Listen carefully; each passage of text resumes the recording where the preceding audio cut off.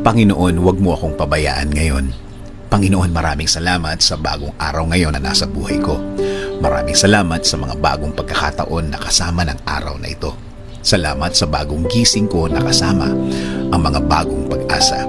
Panginoon, hinihiling ko po sa inyo na huwag niyo po akong pabayaan ngayong araw. Huwag niyo po akong iwan. Huwag niyo po akong pabayaang mag-isa. Ayaw ko po, Lord, ng nag-iisa. Alam ko po na kapag kasama ko kayo, ang lahat ay magiging maayos. Ang lahat ay tatakbo ng maganda at tahimik. Ang isang araw na kasama kayo, Lord, ay isang araw na nasa tama ang lahat.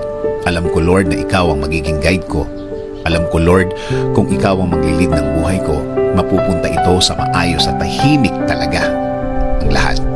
Dahil alam ko na ang araw na ito ay bahagi ng inyong magandang plano. Lord, nasa gitna po ako ng isang matinding problema. Isang matinding problema na kinukuha ang lahat ng parts ng aking araw. Walang oras na hindi ko naaalala ang problemang ito. Pagod na din po ako sa pag-iisip ng problemang ito. Marami na po ang apektado sa aking buhay. Marami na din po akong hindi nagagawa dahil sa aking kinakaharap.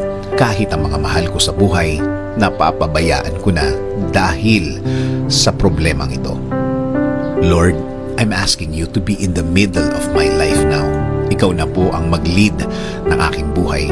Ikaw na po ang manguna ng aking buhay. Ikaw na po ang magbigay ng direksyon. Ikaw ang magbigay ng guidance sa aking araw-araw. Isinusuko ko na po ang lahat ng sakit sa iyo. Ikaw na ang bahalang palitan ito ng kasiyahan. Yes, Lord. Change it to happiness. Change it to happy situation, Lord. Lagyan mo ng joy ang aking buhay. Baguhin niyo po ang aking araw-araw ngayon. Yes, Lord. Kasama na ang mga araw na parating, mga linggo, buwan ng aking buhay. Sawa na din po ako sa aking sitwasyon, Panginoon. Inaamin ko sa iyo, Lord, na ang sarili ko na naman ang aking inasahan. Sarili ko na naman ang inasahan ko pagdating sa kasagutan sa aking problema. Alam ko, Lord, na natulungan mo na ako dati. At patawad, Lord, dahil nakalimutan ko